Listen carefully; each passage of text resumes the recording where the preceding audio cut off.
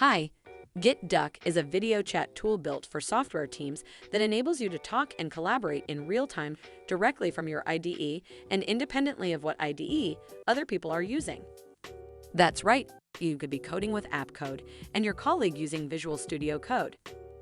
In this video, I'm going to show you how to install GitDuck on AppCode and join a coding session for the first time.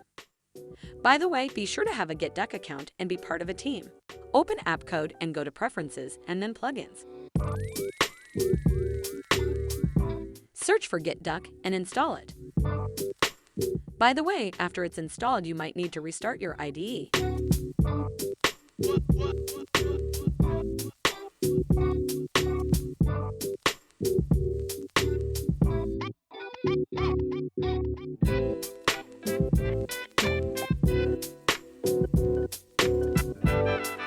Now you should be able to see here at the bottom right of your IDEs the option to log in on GitDuck.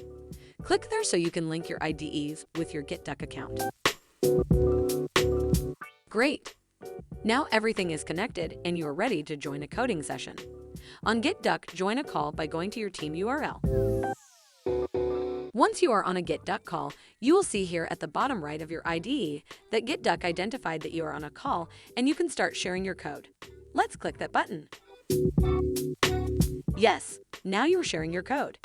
Any file that you open will be automatically shared with anyone that joins your call, and they will be able to edit your shared files in real time.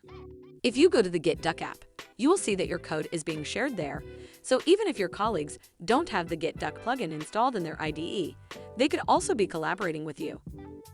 If they have the plugin installed in their IDE, independently of what IDE they use, they would be able to do pair programming with you. Let me show you the options that you have with GitDuck.